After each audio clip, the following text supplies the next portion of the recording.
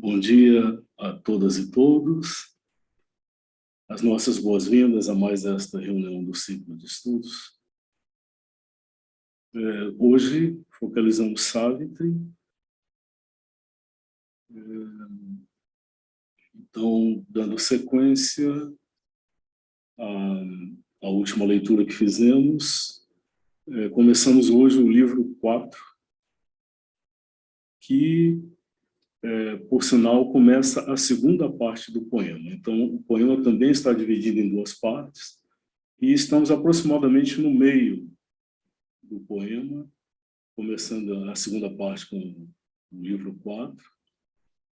Então, se levamos 2 anos para chegar aqui, a previsão é que precisamos pelo menos mais 2 anos para conseguir chegar dessa forma superficial e resumida até o final do poema. Esperamos que todos nos acompanhem nessa caminhada. Então, antes de entrar propriamente no poema, vamos fazer aquele exercício que temos feito inicialmente de afinação de nossos instrumentos, de modo que possamos receber e acolher o que vamos ouvir da melhor forma possível, com o mínimo de interferência possível. Então, um breve alinhamento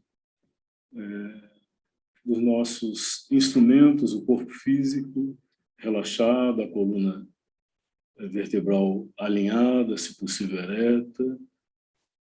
Todos os músculos e grupos musculares que não são necessários à manutenção da postura da coluna podem ser relaxados, deixar com que cedam à gravidade, sem nenhuma resistência. Abdômen relaxado, diafragma livre, de modo que os pulmões tenham liberdade de realizar seu movimento, sua alternância rítmica de inspiração e expiração, deixando que cada fase se complete no seu tempo, nenhuma pressa, nenhuma ansiedade poderiam e deveriam interferir. Como sempre, o lembrete de que música é som e som é energia. Energia que nos toca, nos envolve, nos toca fisicamente e em todo o ser que é sensível à irradiação de energia. Então, assim nos preparamos para uma audição mais integral. Não apenas através da audição e a partir dela da sensibilidade da mente que acolhe e estabelece ou não determinadas associações, mas um ouvir mais simples, mais básico, mas ao mesmo tempo mais total, que envolve o corpo e cria um espaço de receptividade dentro. Mais uma vez, uma apresentação que reúne música e imagens. Mais uma vez, aquela apresentação criada sobre o tema, por assim dizer, de Savitri, aquela passagem do poema em que Sri Aurobindo faz esta metáfora, essa associação de Savitri com uma grande árvore dourada e que, de forma abundante, generosa e incondicional, se doa. Então, a música expressa isso de uma forma muito plena, muito feliz. Então, a proposta é nos abrirmos a imagens e som.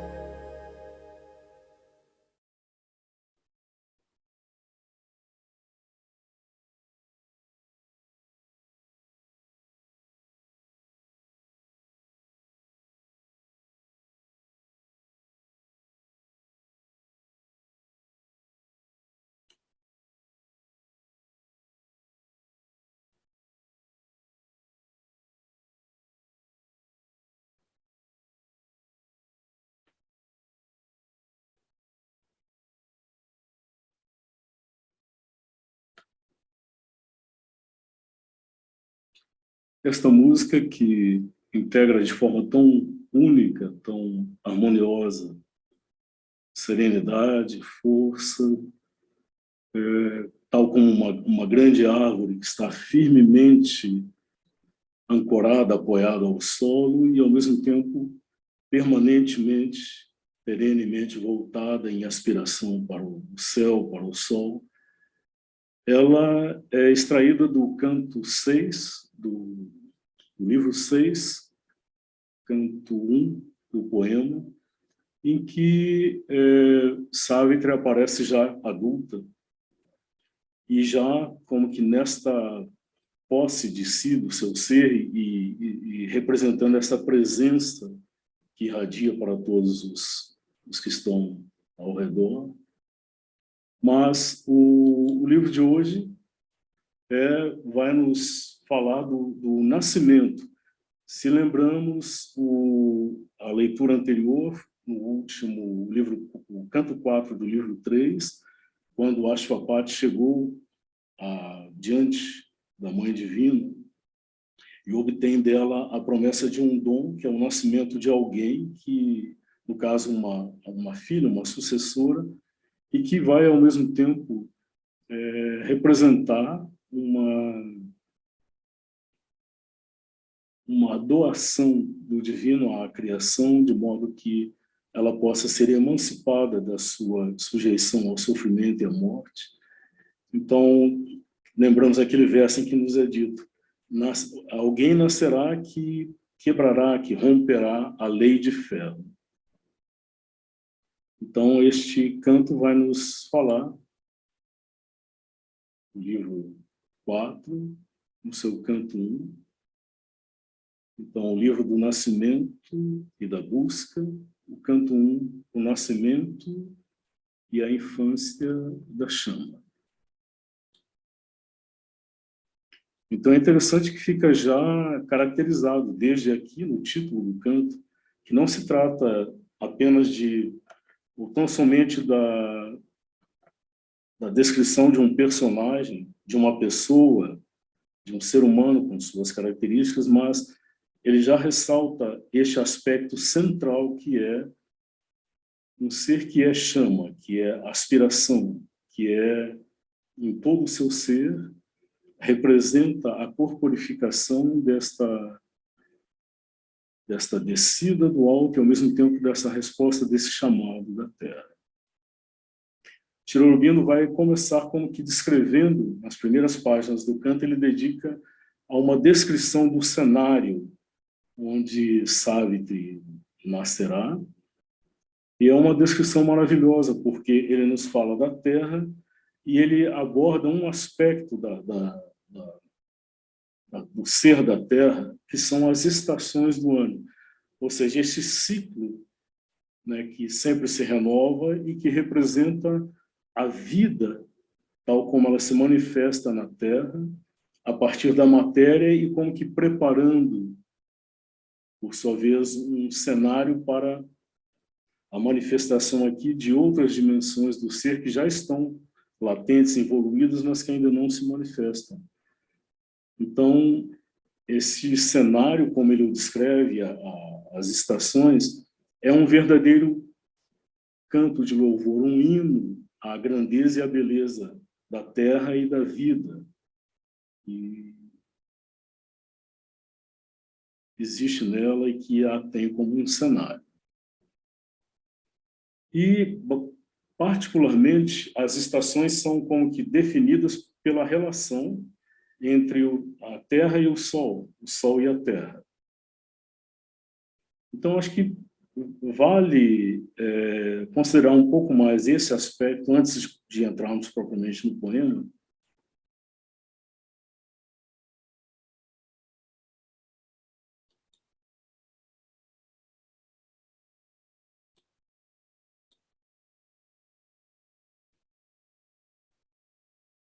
Não sei se é possível identificar imediatamente o que é representado aqui.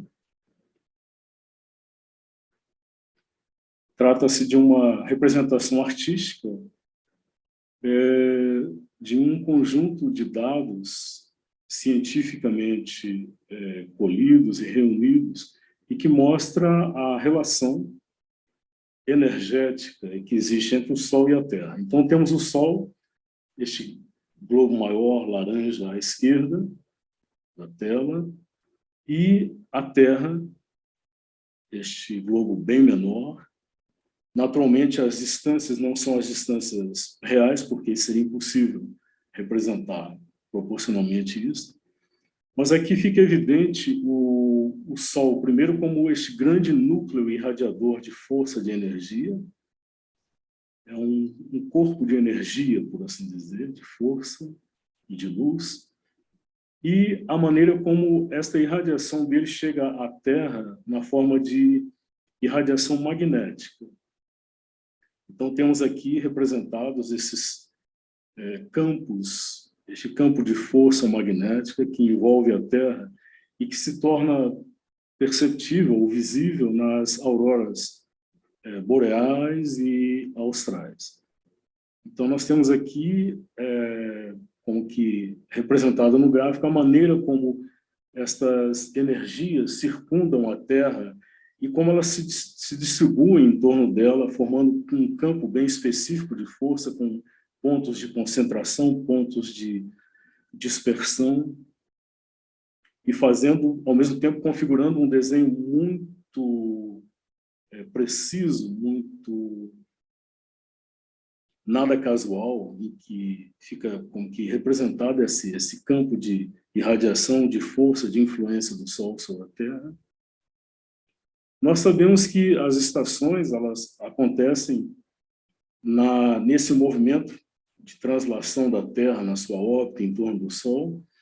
Essa órbita que sabemos também não é uma órbita circular, mas é uma órbita elíptica, ou seja, tem pontos dela em que a Terra passa mais próximo do Sol e outros pontos em que ela passa mais distante.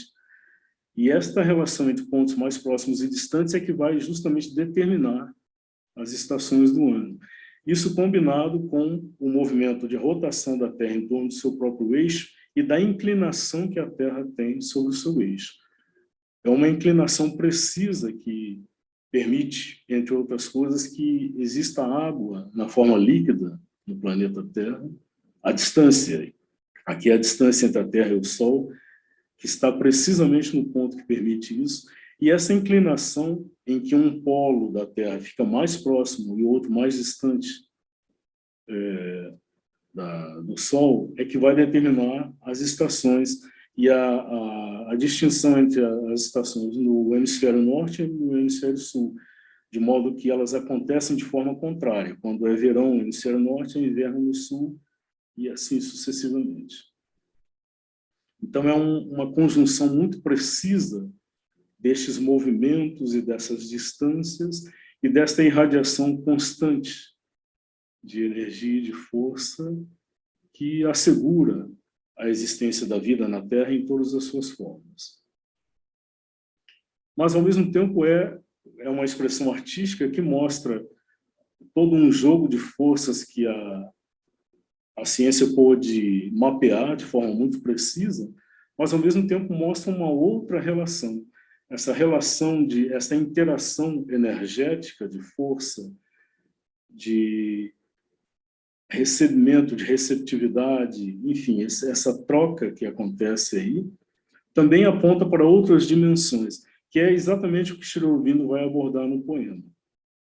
Então, ele parte das estações tal como elas são, com uma descrição muito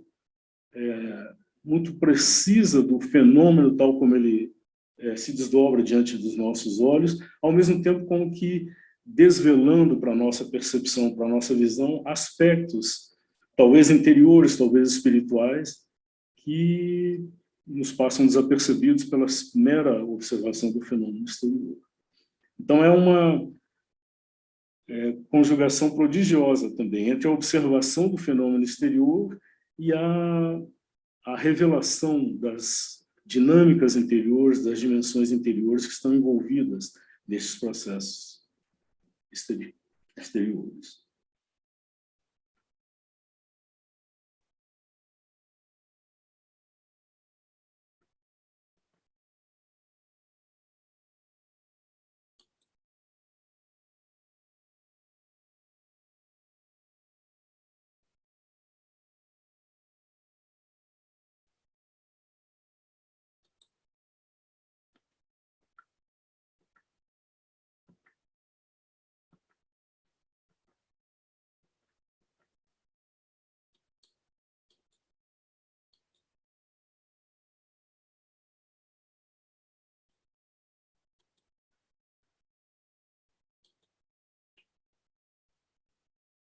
PowerPoint às vezes trava numa tela. Eu vou sair e recomeçar.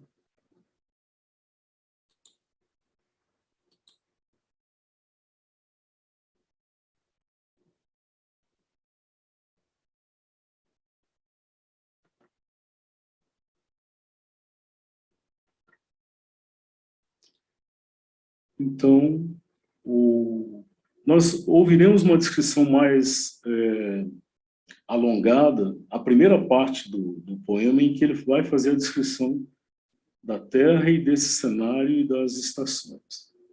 Depois, então, vamos ouvir algumas partes musicais que correspondem a estas partes. Mênade, dos ciclos do desejo, em torno de uma luz que ela não deve ousar tocar, apressando-se rumo a uma distante meta desconhecida, a Terra seguia a jornada infinda do Sol. Então, este fenômeno que já é do nosso conhecimento de que a Terra orbita o Sol e ela o acompanha no seu deslocamento no espaço infinito.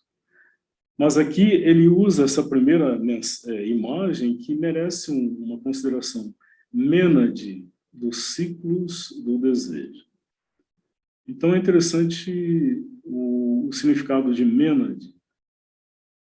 Mênades são as ninfas que seguiam no culto do deus Dionísio para os gregos, Baco para os romanos. Então, as Mênades ou Bacantes são aquelas ninfas que participam dos rituais de adoração e propiciação destes deuses, Dionísio e Baco. Então, participam de uma forma irrestrita deste culto. E é interessante observar que Sri Aurobindo escolheu aqui abordar o deus Dionísio. Ele poderia ter abordado o deus Apolo, porque Apolo, na mitologia grega, é o deus do sol. Então, ele atravessa o céu no carro do sol e, tendo à sua frente a aurora, que o antecede e anuncia. Então, ele poderia ter optado pela imagem de Apolo, essa imagem que tradicionalmente é associada a equilíbrio, harmonia, contenção, mas ele opta por associar o Sol a Dionísio e a Terra a uma das Mênades, aquelas que se entregavam de forma irrestrita para além de todos os nossos limites, eventualmente morais, o que for, mas expressando como que essa entrega absoluta e mostrando que há uma força que não é uma mera força exterior, uma força impessoal de gravitação que estabelece o equilíbrio na postura e na órbita dos astros, mas há algo mais que está aí presente e que ele associa ao desejo. Então, o descrever da órbita da Terra é seguir um ciclo do desejo. Mas, ao mesmo tempo, é uma luz que a Terra sabe que não pode se aproximar, não pode tocar.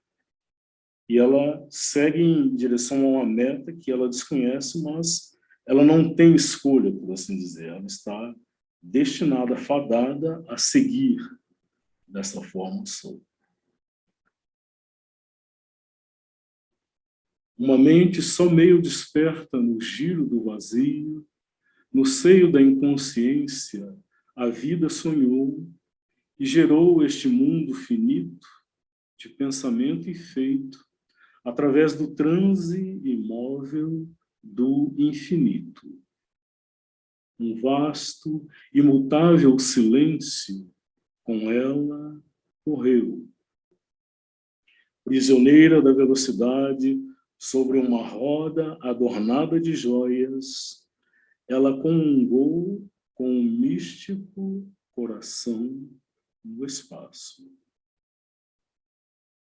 Então, nós vamos ver como o tempo todo há esta integração entre o fenômeno exterior e o que possivelmente é o seu significado, a sua dimensão interior. Então, por exemplo, aqui nos 2 últimos versos, ele nos diz que a Terra é prisioneira da velocidade sobre uma roda adornada de joias. Ou seja, esse jogo de forças sobre os quais ela não tem domínio determinam a velocidade com que ela se desloca no espaço, em que ela realiza sua órbita. E essa roda adornada de joias, possivelmente, é uma imagem poética para falar da galáxia, da Via Láctea, ou, enfim, de toda a abóbada celeste. Mas, ao mesmo tempo, ele nos diz que aí, neste movimento, ela comunga com o místico coração no espaço. Então, o espaço aqui não é meramente aquele neutro vazio no qual os fenômenos cósmicos acontecem, mas é um espaço com maiúsculo, então sugere que é uma dimensão, é uma constante na manifestação e que nele pulsa um coração que ele chama o místico coração, e a Terra, ainda que não o sabendo, está em comunhão com este coração. Em meio à ambígua quietude das estrelas, ela se moveu em direção de algum evento não revelado. E seu ritmo deu a medida do longo giro do tempo. Em movimento incessante em torno da púrpura orla, dia após dia, impulsionado como colorido raio de roda, e em meio a um esplendor de matizes cambiantes do ar, as estações puxadas em unida dança significante, o cortejo simbólico do ano em mutação. Então, ele faz ainda menção a essa dimensão cósmica, universal, onde a Terra se move, essa ambígua quietude das estrelas sugere um distanciamento, uma neutralidade, mas ambíguo porque possivelmente há algo, uma presença, um significado que nos escapa. E o evento ao qual ela se dirige não foi ainda revelado, mas é a justificativa, é a medida do longo giro do tempo ao longo das eras, dos milhões, bilhões de anos. Mas aqui ele já nos aproxima da dimensão terrestre, o ciclo das estações.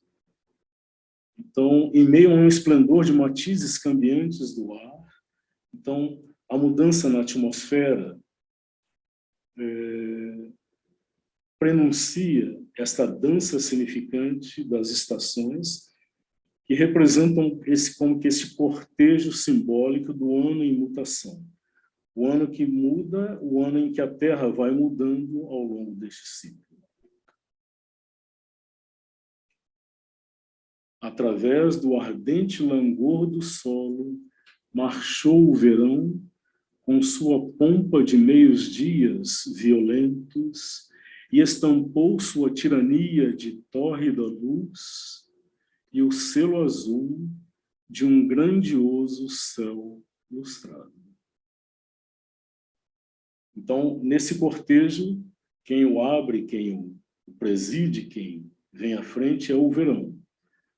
Então, ele usa aqui a expressão marchou. Então, ele vai emprestar ao verão essa característica marcial, essa característica imperativa, porque ele é como que a irradiação, a corporificação mais próxima da presença do Sol com seus atributos na Terra. Então, todas as imagens relativas ao verão aqui estão associadas ao Sol, com sua pompa de meios-dias violentos. Provavelmente, Sri Aurobindo também expressa aqui algo da vivência do que é o verão indiano. E ele estampou a sua tirania de tórrida luz. Então, quando o Sol irradia a sua luz, o seu calor, ele aparentemente não tem consideração para com os efeitos que isso vai ter. Por isso, a tirania da torre da luz. E isso tudo sobre o selo azul de um grandioso céu lustrado.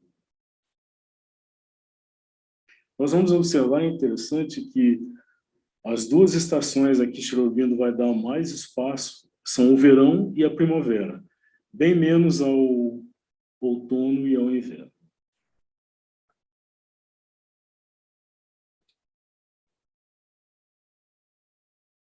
Em seguida, através de seu fogoso desmaio ou nó coagulado, ondas de chuva irromperam sobre despedaçadas asas de calor, alarmaram com relâmpagos o dormitar inquieto do ar, açoitaram com torrentes doadoras de vida o solo entorpecido.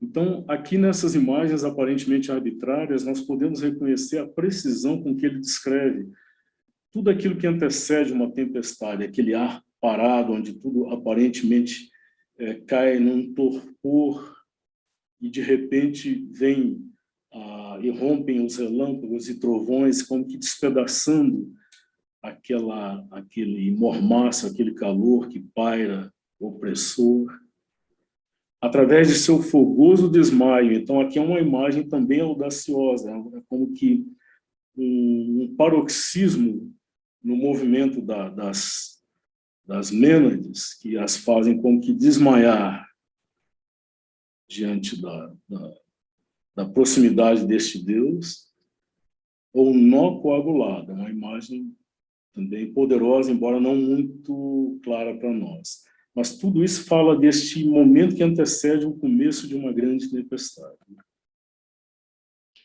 Encobriram com luz e som e escuridão, com asas de tempestade, os portões guardados por estrelas do escuro sono do céu, ou do olho dourado de seu amante, recobriu com cerrados véus de nuvens a face marrom da terra. Então, luz e som e escuridão, o trovão, o relâmpago, o trovão, a escuridão pela presença massiva das nuvens. Isto recobre os portões guardados por estrelas, porque o céu permanece para sempre lá, as estrelas estão sempre lá. Só que o infinito que se estende para além é como que ele usa essa imagem, são portões que as estrelas guardam. E elas guardam este escuro sono do céu, este mistério que para sempre permanece aí. Ou do olho dourado de seu amante. Uma vez mais, a menção ao sol como o amante da terra. O olho dourado, essa presença, onipresença do sol como este olho, testemunho. E as nuvens recobrem com cerrados véus a face marrom da terra e a encobrem e recobrem em relação a este olho do amante. Armadas de revolução cruzaram o campo do tempo. A marcha infindável das nuvens assediou o mundo. Os pronunciamentos da tempestade clamaram pelo céu e os tambores dos trovões anunciaram os deuses em batalha. Viajante desde os inquietos mares adjacentes, a monção de densa crina cavalgou, relinchando pelas horas da terra. Então ele usa aqui essa imagem de como que uma armada, um exército empenhado numa batalha de revolução. Então ele faz essa associação que nos torna mais próximo este deflagrar deste grande conflito, por assim dizer, de forças que acontece numa tempestade, ao mesmo tempo como que mostrando que é assim, um jogo, é um entrechoque de forças que acontece ali. E aqui é interessante, ele usa essa palavra pronunciamentos, e no original ele usa essa palavra em português. Ele poderia ter usado a tradução em inglês, mas ele usa a palavra em português. Os pronunciamentos da tempestade clamaram pelo céu. Então, a tempestade não fala, ela não trava um diálogo coloquial, mas ela traz pronunciamentos, são colocações da máxima importância. Assim como os tambores dos trovões anunciam os deuses em batalha. Viajante desde os inquietos mares adjacentes, a monção de densa crina cavalgou, relinchando pelas horas da terra. Então ele usa ainda essa imagem do campo de batalha, e aqui ele certamente se baseia na experiência dele na Índia, no sul da Índia, onde no verão existem essas monções, tempestades que com frequência vêm dos mares, então por isso essa descrição. Abundantes agora os dardos emissários. Relâmpagos enormes rasgaram a orla do horizonte e arremessados dos quartéis como de campos contendores. Casaram as margens do firmamento, íngremes e desnudas e cegas. Um ímpeto e um silvo e o deflagrar de uma forte chuva. A longa, direta, torrente de granizo, clamores de uma alada carga de tempestade. Então ele continua usando essas imagens poderosas da batalha, da guerra. Os relâmpagos são associados a dardos que são enviados. Multidões de faces de vento, a correria de pés de vento, apressando-se, varreram através das expostas, aflitas planícies. As águas do céu trilharam e gotejaram através da terra afogada. Tudo era, então, um rápido avanço, corrida sibilante, ou tudo era o grito da tempestade e a queda da água. Um turvamento decaído sobre o cinzento piso do dia. Então, aqui, de certa forma, ele passa da dimensão do alto, do céu, e vem para a dimensão da terra e na horizontal. Então, aqui agora é a água que corre. Este rápido avanço, essa corrida sibilante. E, como resultado, este turvamento que cai sobre o já cinzento piso do dia. Então, aqui ele vai trazer algumas imagens, como que a experiência subjetiva, quando uma tempestade se estende e parece que ela nunca mais vai terminar. Tudo parece fechado. Então ele prossegue. Sua suja extensão esparramada uniu amanhecer e entardecer. Chafurdando na lama e no aguaceiro, ele chegou à negra escuridão.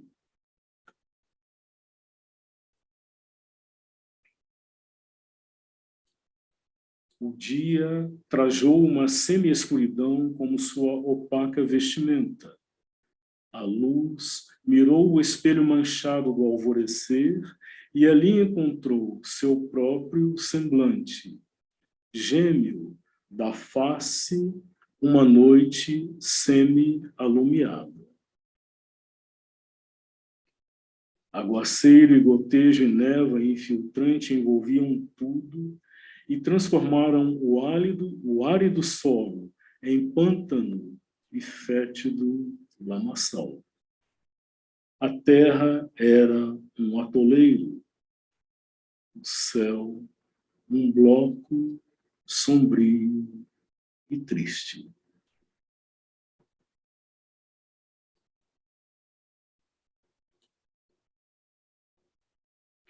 Por semanas encharcadas de umidade, ninguém divisou o sol de calabouço.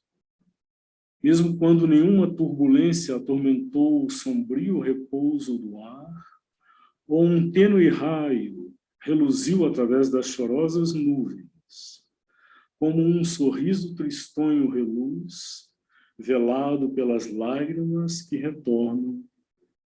Toda a luminosidade prometida falhou, de pronto negada, ou, logo condenada, feneceu como uma esperança de vida fugaz.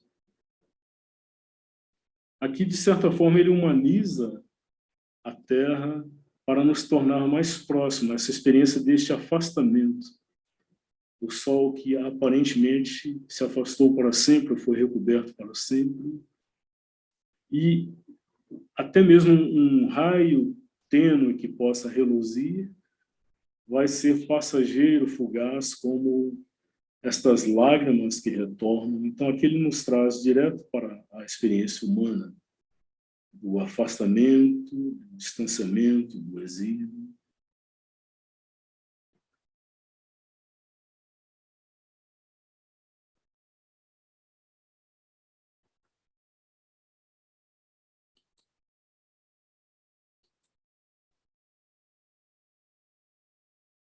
Então, um derradeiro, massivo dilúvio surrou a lama morta, e um murmúrio apaziguador deixou tudo quieto. Ou só o lamacento rastejar de alagamentos em submersão, ou só um sussurro e o verde arremesso das árvores.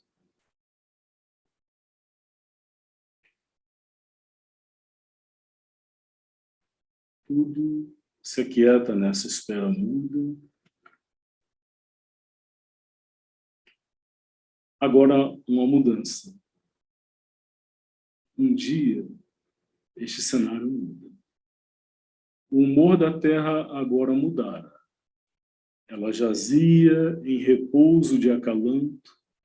As horas passavam com lento, contente passo. Um ar vasto e tranquilo relembrava a paz. A terra era a companheira de um sol venturoso. Uma calmaria se aproximou, como se a aproximação de Deus, uma luz de transe sonhador, iluminou o solo e o céu. E uma identidade e um êxtase preencheram o coração solitário da meditação. Então, depois daquela experiência de um total distanciamento, onde tudo foi velado, onde o contato, a proximidade aparentemente se perderam para sempre,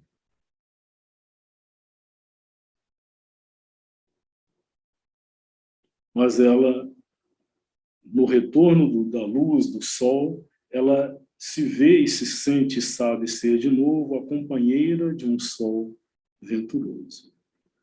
E assim, uma identidade em um êxtase preenche novamente o coração solitário da meditação.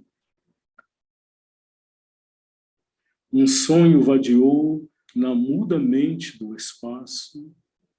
O tempo descerrou suas câmaras de felicidade.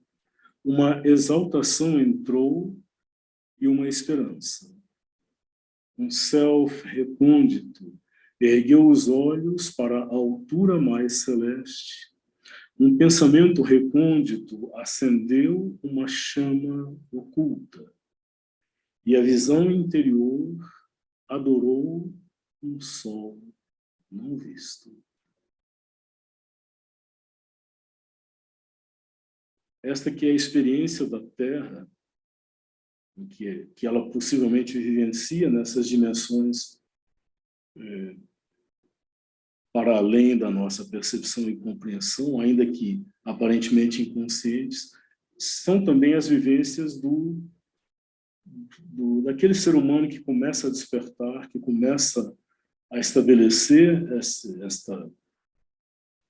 essa busca de contato, de comunicação com o mais alto através da aspiração.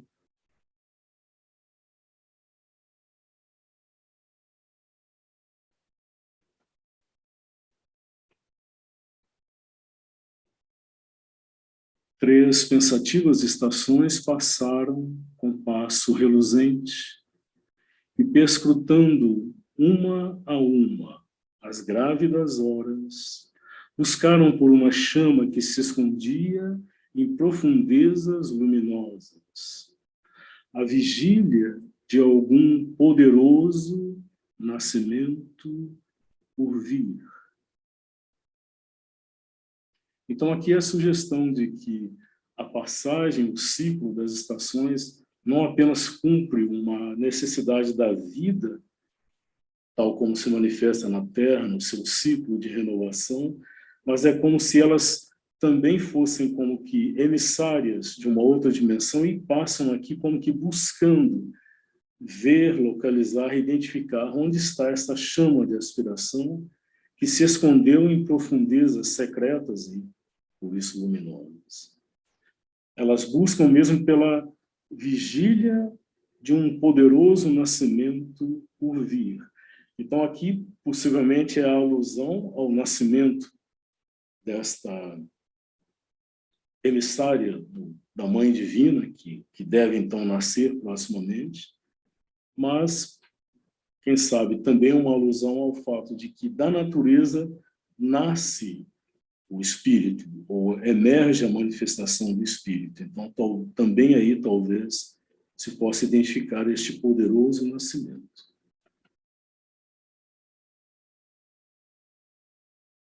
Depois do verão, o outono. O outono conduziu a glória de suas luas e sonhou no esplendor de seus lagos de lótus. As 2 únicas linhas que ele dedica ao outono, nesta passagem pelo menos. O outono conduziu a glória de suas luas e sonhou no esplendor de seus lagos de lótus.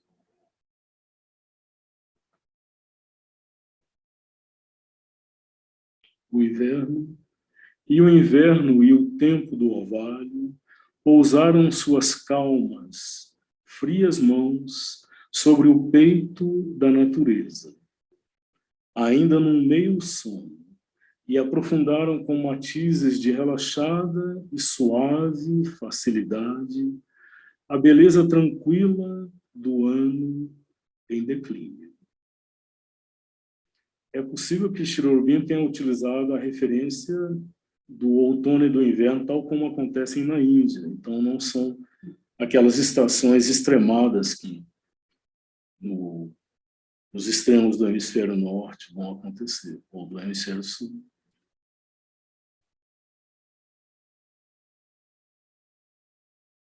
E, finalmente, a primavera. Então, primavera, amante ardente, saltou através das folhas e capturou a noiva terra em seu abraço desejoso.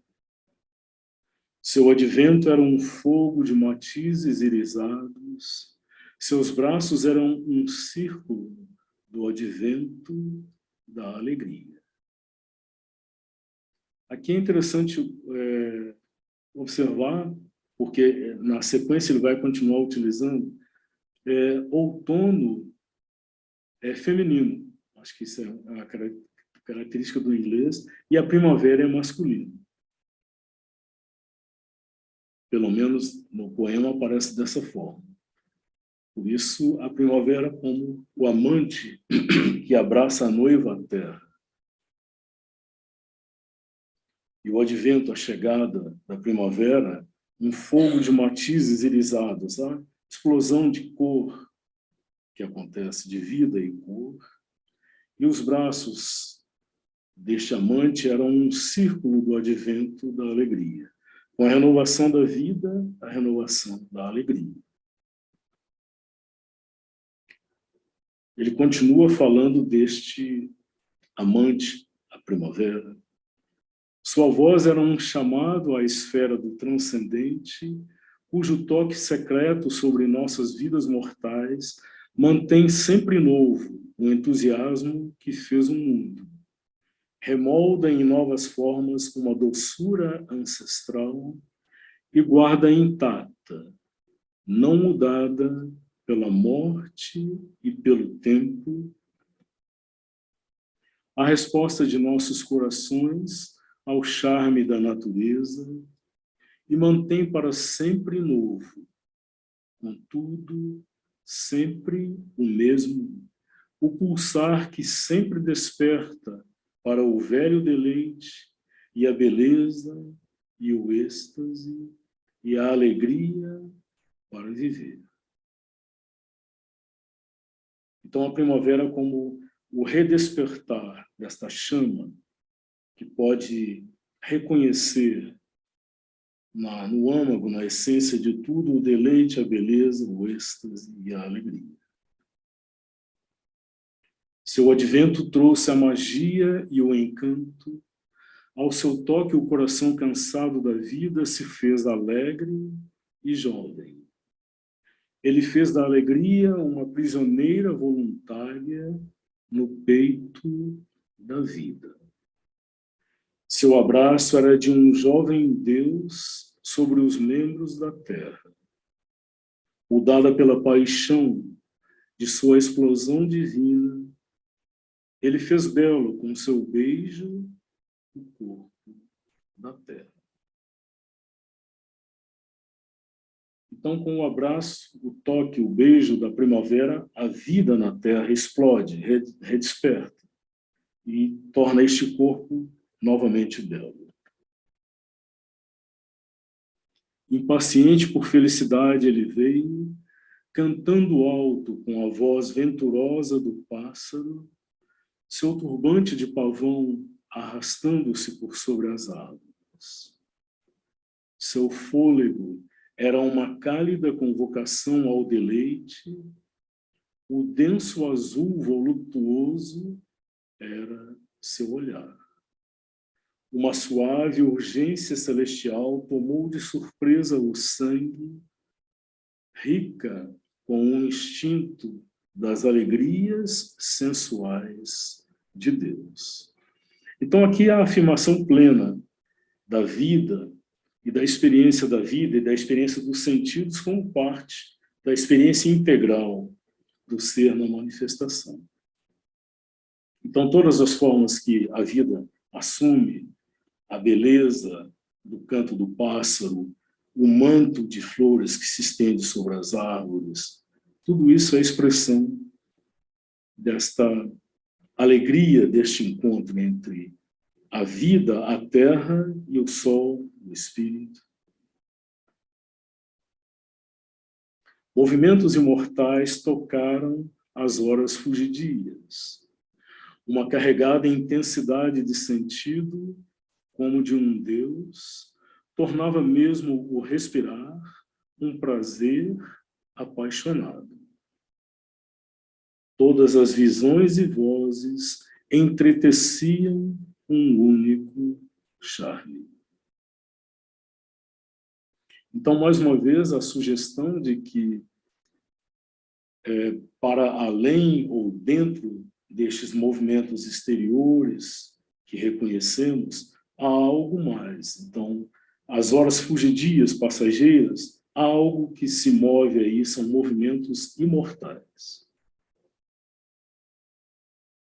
E a presença do Espírito, carregada e intensificada, vai tornar a própria experiência sensorial uma experiência intensificada da relação do divino com a sua manifestação, em que o próprio respirar vai ser a expressão de um deleite apaixonado. A vida do globo encantado tornou-se uma tempestade de doçura e de luz e de canção, uma celebração de cor e de êxtase, um hino de raios, uma litania de gritos, um acento de uma sacerdotal música coral cantou, e aspergido no incensário oscilante das árvores, um sacrifício oferenda de perfume preencheu as horas. Então, esta exaltação da beleza da vida da Terra. Então, a vida do globo encantado, não é um globo desencantado, um globo encantado que, nesta renovação, se torna uma tempestade de doçura, de luz e de canção, uma celebração de cor e de êxtase, um hino de raios, uma litania de gritos. Um acento de uma sacerdotal música coral cantou, e agora essa imagem surpreendente, né? Aspergido no incensário oscilante das árvores. Então, ele compara o balanço das árvores e o perfume que delas exala na primavera com um incensário. Aquela peça zimbório que se balança e que vai, então, aspergindo a fumaça do incenso. E isto é parte deste sacrifício oferenda de perfume que preenche as horas.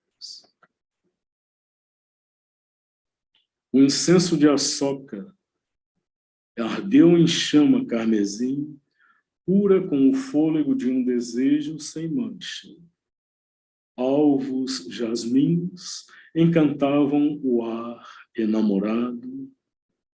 Pálidas florações da mangueira nutriram a voz líquida do pássaro enlouquecido de amor. E a abelha marrom murmurava em fragrância em meio aos botões de mel. A luz do sol era o dourado sorriso de um grande Deus. A natureza inteira estava no festival da beleza.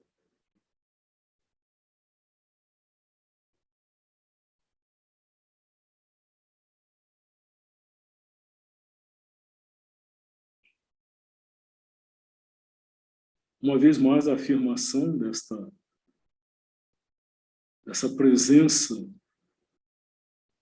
de uma dimensão na vida que, ao contrário de torná-la árida e seca e impessoal, que traz para ela a plenitude do seu sentido, da sua verdade, e essa constante reafirmação de Sri Aurobindo de que esta vida se cumpre e se resolve nessa troca constante, permanente, a terra e o sol, a alma e o espírito, a criatura e o ser divino. E nesse momento a natureza inteira, ela é parte, ela está imersa, ela expressa este festival da beleza. Lembramos que Sri Aurobindo nos disse que o sentido da manifestação é a expressão, a exteriorização do divino na forma de Ananda. Ananda que quis se exteriorizar como beleza, como amor, como alegria. Então, beleza, amor e alegria são os motivos subjacentes dessa grande manifestação, mesmo que aparentemente sejam velados, distorcidos, afastados, como acontece em momentos como na própria descrição do ciclo aqui aconteceu. Então, é isso. Essa primeira parte ele vai descrever esse cenário e agora, na sequência, ele vai começar a preparar o advento da chama. Hoje nós vamos ficar só na audição aqui dessas passagens que ilustram o ciclo das estações, este festival da beleza. Então, vamos retomar, começando na sequência em que Sri Aurobindo dispõe no poema o ciclo das estações, o verão, a tempestade, o outono, o inverno e a primavera.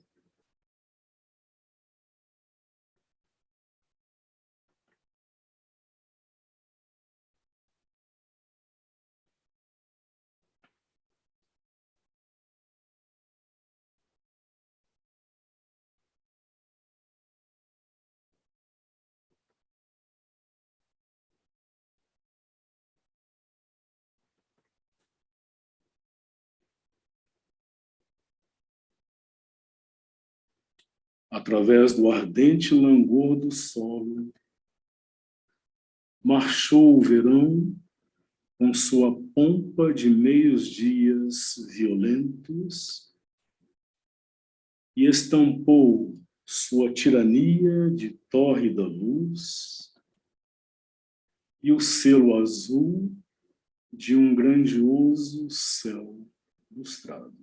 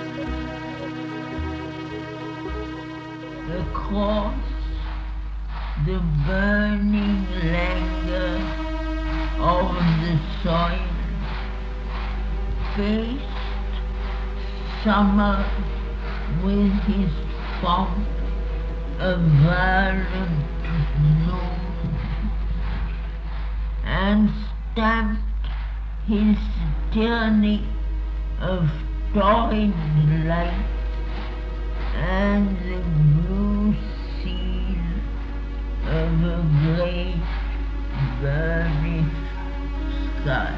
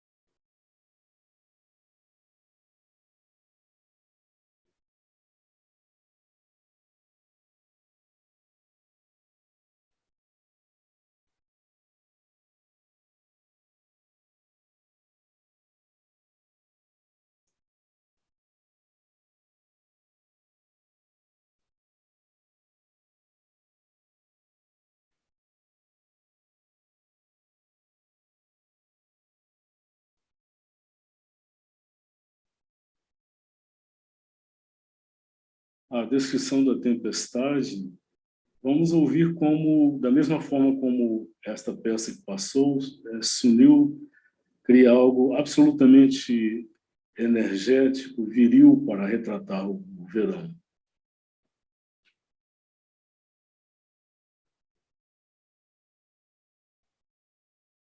Ondas de chuva irromperam sobre despedaçadas asas de calor, alarmaram com relâmpagos o dormitar inquieto do ar.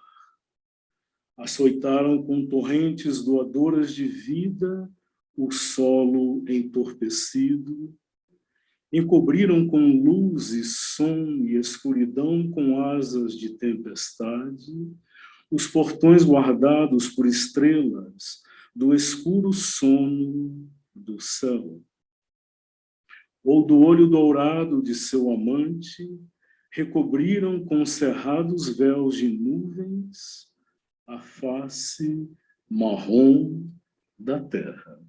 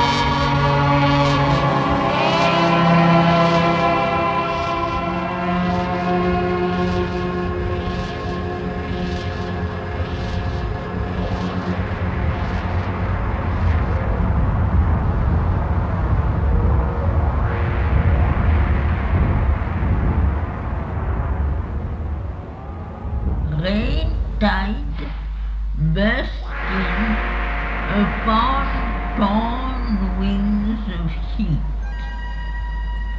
startled with lightning as unquiet doors, left with life-giving stream the torpid soil, overcast with flare and sound and stormed winged dark, the star-defended dawn of heaven's dim sleep, or from the gold eye of her Bahama, covered with backed cloud veils the earth's brown face.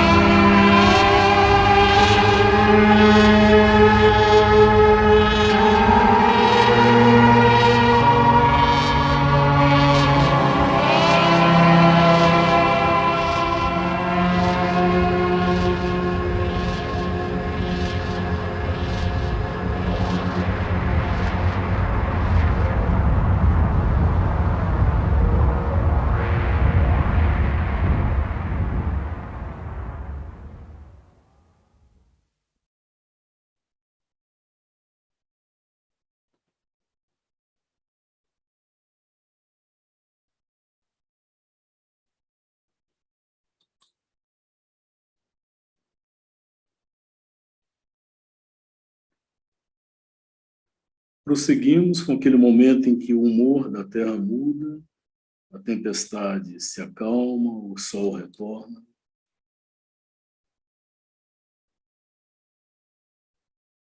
O humor da Terra agora mudara. Ela jazia em repouso de acalanto. As horas passavam com lento, contente passo. Um ar vasto e tranquilo relembrava a paz. A terra era a companheira de um sol venturoso.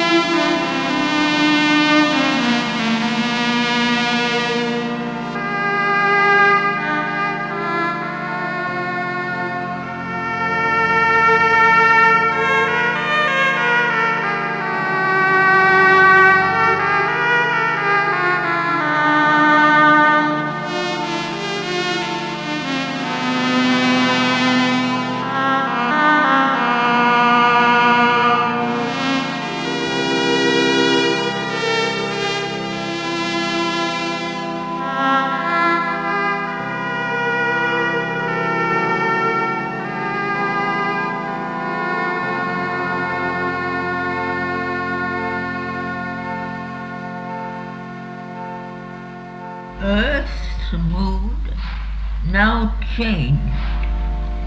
She lay in lulled repose. The hours went by with slow, contented tread.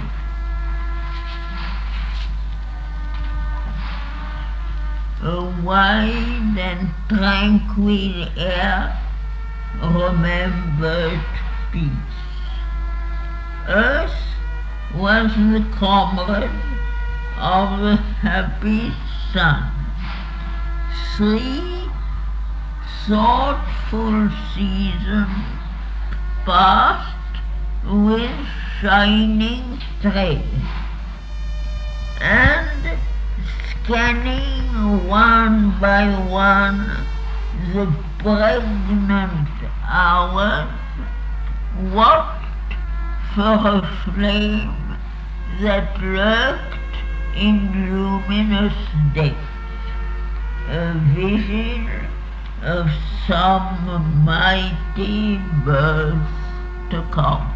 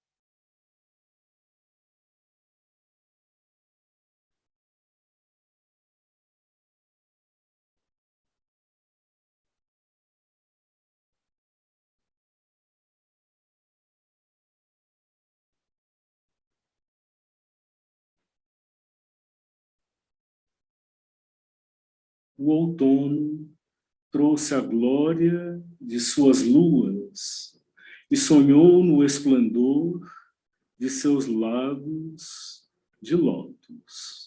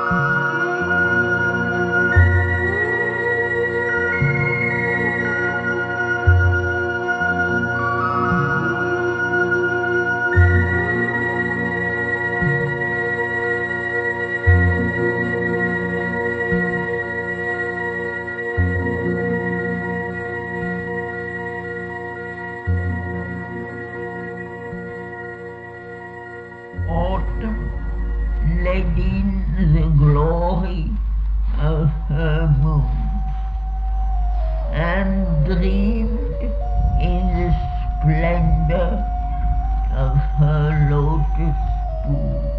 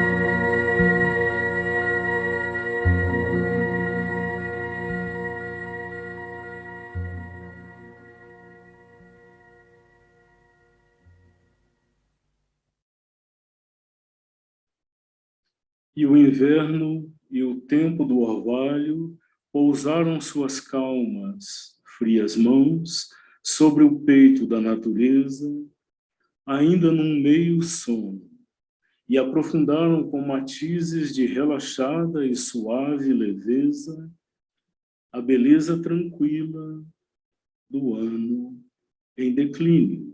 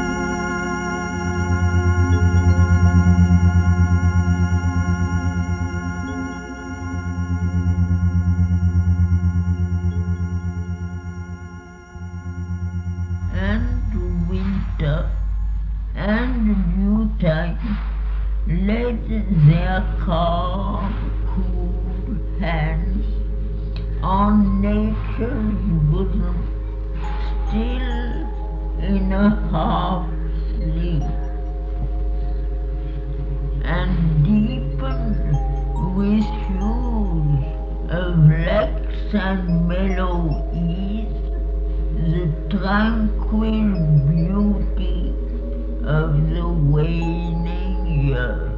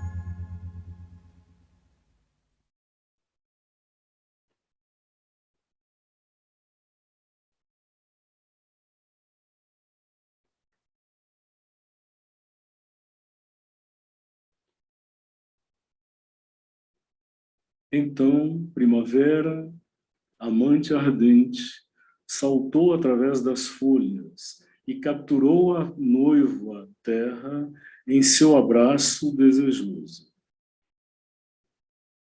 Seu advento era um fogo de matizes irisados, seus braços eram um círculo do advento da alegria.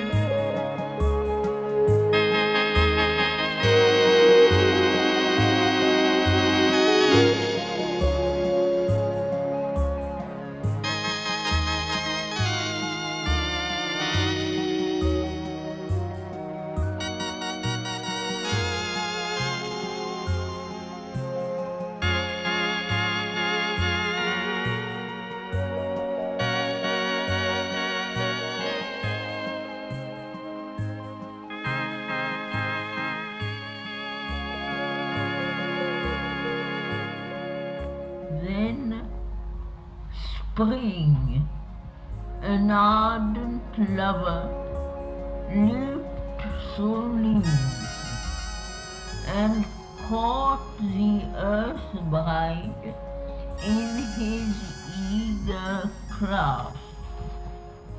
His advent was a fire of erased hues. His arms were a circle of the arrival of joy.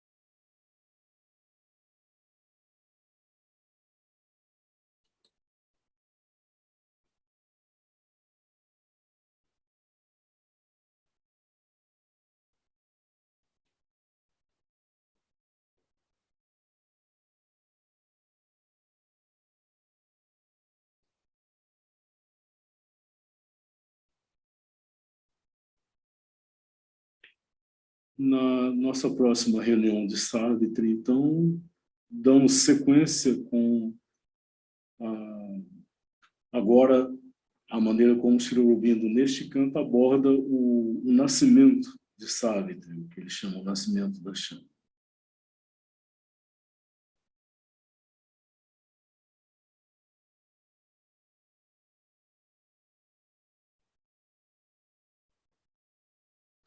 Acho que cabe uma palavra sobre a música, né? Foi feita uma menção à música, então, realmente, talvez aqui neste canto, talvez mais do que na maioria, seja possível perceber uma característica da música de Savitri, que é o fato que Sunil consegue, ao mesmo tempo que criar música, que é música pura, sem necessidade de alguma alusão a algum aspecto narrativo, descritivo, ao mesmo tempo ela é descritiva. Então, particularmente naquela passagem da tempestade, né? Então ele tem uma alusão assim, quase gráfica aos raios, aos relâmpagos e trovões e tudo mais. E, ao mesmo tempo, ela tem uma lógica interna que é música pura. Mas ela pode ser ouvida, ela se sustenta como música independente da descrição. Da mesma forma como o poema, ele é descritivo, mas ele parte de uma observação acuradíssima do fenômeno, né, dos fenômenos naturais, e ao mesmo tempo é transformar esses fenômenos, ou a descrição deles é transformada em poesia pura, no mais alto nível. Né? Então, da mesma forma na música, ela é descritiva e ao mesmo tempo ela independe daquilo que descreve, é música pura. E talvez não seja casual que justamente nesse canto onde é feita essa descrição tão vívida, né, tão com tamanha identificação com a vida e a manifestação da vida, os fenômenos da natureza e da vida, é justamente onde talvez a música seja a música mais próxima daquilo que nós, pelo menos aqui no Ocidente, estamos habituados a ouvir. Ela tem, em várias passagens, tem essa característica, essa marcação rítmica bem clara, bem configurada, bem próxima do que nós estamos mais habituados a ouvir. Certamente não é casual isso. Né? Ao mesmo tempo, ela é essa expressão de pura energia, né? De pura força e também de pura alegria, com os fenômenos, as tempestades. Né? Talvez também não seja casual que Sri Aurobindo tenha dedicado tanto tempo, tantos versos, tantas imagens a descrever a tempestade, porque ela tem uma beleza, ela é uma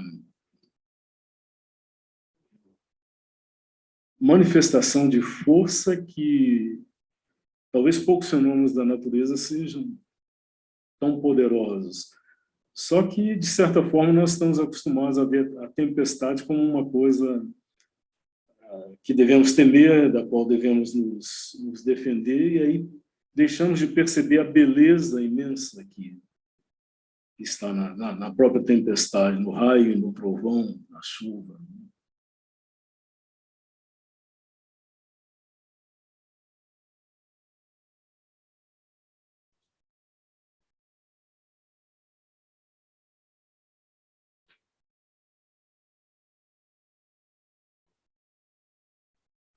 Então é isso. Temos ainda alguns minutos, acho que os microfones estão abertos, caso alguém queira compartilhar alguma percepção.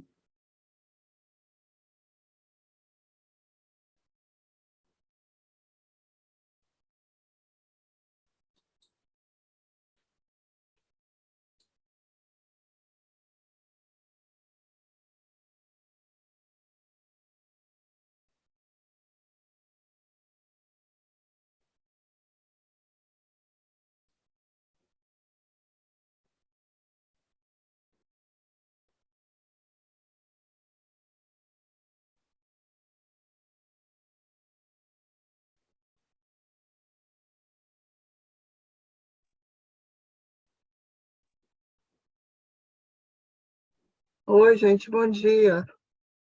Tudo bem? Bom dia. Conforme eu escrevi, eu me lembrei do Kurosawa, aqueles filmes maravilhosos. Foi o que me reportei para aquele, com essas imagens, essa música magnífica e essas imagens que você selecionou, assim, pura poesia. Fiquei em estado de graça. Obrigada pelo presente de Natal antecipado. É isso. Bom dia para todo mundo. Realmente. Os filmes são realmente poemas visuais, né? Os filmes de Kurosawa.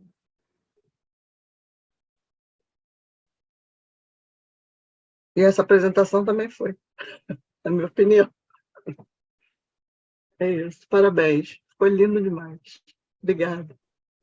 Bom dia para todo mundo.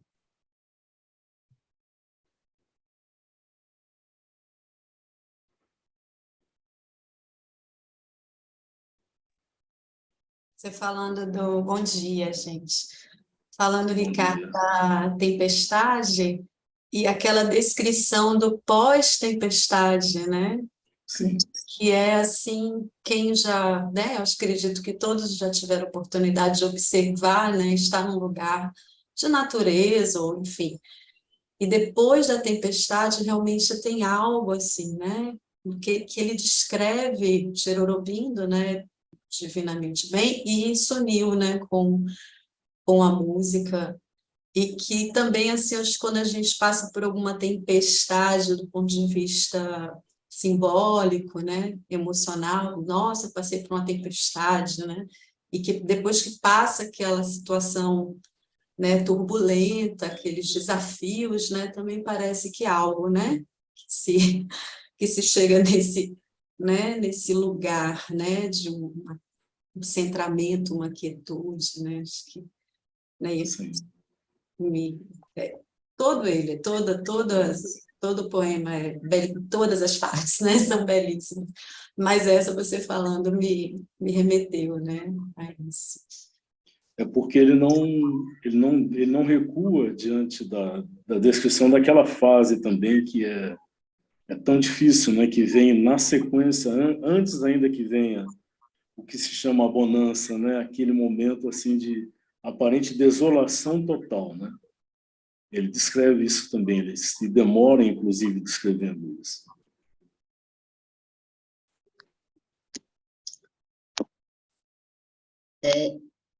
Formidável, viu, Ricardo? Muito obrigada. É esperançar,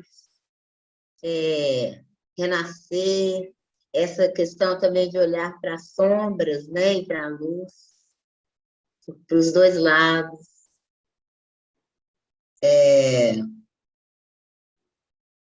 Tudo interligado. Não tem como descrever, pura poesia, pura beleza, e maravilhoso, assim, muito bacana mesmo, e presentão, viu? Gostei, assim, já estou satisfeita, preenchida para final de ano com essa aula linda. Florida, obrigada. Beijo. Então, Elias, talvez quando ele descreve simultaneamente o fenômeno no exterior, o jogo das forças que se desenrolam no exterior, e ao mesmo tempo ele coloca essa dimensão do interior, pode ser também uma indicação de que talvez pudéssemos tentar, pelo menos, né, esse distanciamento em relação às nossas dificuldades interiores, ou aos nossos processos e vivências interiores, e não ficar só na dimensão do subjetivo e da nossa reação a isso, mas também como um fenômeno, um processo da natureza, um processo, um jogo de forças, um processo de forças também que tem um desdobramento e vai ter uma sequência. Então, talvez pudéssemos também testemunhar esses fenômenos internos como, eventualmente, possamos testemunhar os fenômenos externos, né? Olhando com com interesse, com identificação, mas sem essa identificação que traz o sofrimento, né? Que traz o sentido de peso, de carga, de drama, às vezes, né? Ó, que lindo, gostei. Eu acho que eu foquei, então, assim, mais nessa questão psicológica, né? Sim, Dentro e fora, como uma coisa só, né? Na sim, verdade, você falou de uma coisa muito legal mesmo, para mim. Vou refletir mais nessa coisa do esvaziar essa coisa toda e só ver, só olhar o que acontece, o fenômeno. testemunhar como um processo, como se testemunharia um processo da natureza, né? Isso pode ajudar Sim, a uma e certa esvaziar essa carga, desidentificação. né? Ai, que lindo! Ricardo, mais um presente que eu ganhei. Você é demais, meu. Nossa, adorei, obrigada. Isso está no que nós ouvimos hoje, né? Está sim, mas aí eu já levei para essa, que é bom também, né? A gente se ver internamente, os processos que estão rolando, enxergar e transmutar, né? Transmutar de uma tristeza para uma alegria, de uma insegurança para uma coragem, né? Essa coisa toda, né? Sim, Que faz parte da meditação e tal, né? Mas isso aí é ver esse processo, dessa forma linda e real, né, que acontece. E eu acho que talvez a poesia possa vir daí, né? sim. Pode ser uma ajuda também nesse sentido, né? Não só da contemplação da beleza, mas pode ser uma indicação de uma possibilidade vivencial para nós, né? Uhum. De força, de beleza, de tudo junto, né? Maravilhoso. Ricardo, ó, sem palavras. Um Feliz Natal, Ano Novo, vocês todos. Igualmente, Vocês Tereza. tudo. Mas nós ainda temos uma reunião, eu acho que já podemos adiantar isso, né? Uhum. Estávamos questionando se era o caso ou não de fazer a reunião no próximo domingo, que é Natal, mas com a concordância da Ariamane decidimos fazer. Então, Oba! haverá a reunião do próximo domingo. Então, quem eventualmente não Oba! possa... Dia de Natal! Que Sim, no dia legal! de Natal, teremos a reunião da vida divina.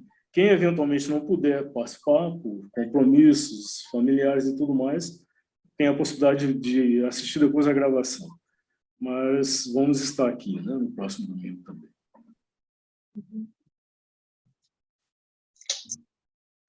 Ô, Ricardo, Gratidão. isso que você falava, né, da não identificação, e me lembrei da imagem que você trouxe, né, do Sol e da Terra, né, do que explica as 4 estações. Sim. Acho que tem isso, né, o manter a conexão, porque a luz está lá o tempo todo, né, o Sol aqui, o Sol é o maestro, né, Sim. essa dança das estações. Então essa nossa busca de conexão com essa luz, né, Uhum. está em nós e acima de nós, né, para que a gente consiga exatamente não se misturar, enfim, né, se identificar com essas nuances das estações, né. A nossa tendência, normalmente, quando o Sol está encoberto, é esquecer que ele existe, né? A gente só vê as nuvens. E aí acontece, acho que ele escreveu aquela passagem que ele fala do distanciamento, né, da perda da referência do Sol. Certamente foi uma vivência que ele próprio, como ser humano, teve, e em total empatia com a experiência do ser humano, né? Que naqueles momentos em que o sol interior, ou o sol da referência da fé, é velado, é toldado, a gente tende a ter essa reação como se ele não existisse, ele deixasse de existir, né? E aí vem todas essas reações de desolação, depressão, tristeza e tudo mais. Mas talvez que essa imagem do sol, né, que está sempre presente acima das nuvens, né, ou mesmo que ele esteja na noite do outro lado, né, nós não tenhamos o alcance, a visão dele, mas se não a experiência, nós ainda não, se não podemos ainda ter experiência, né, uma fé vivencial, mas que pelo menos a lembrança possamos ter, né, de que o sol está lá, acima das nuvens, né?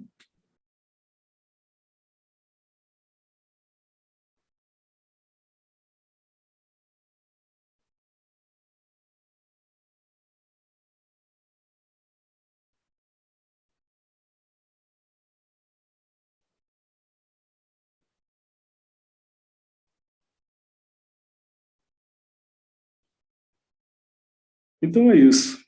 Se ninguém tem mais nada a compartilhar, acho que podemos encerrar.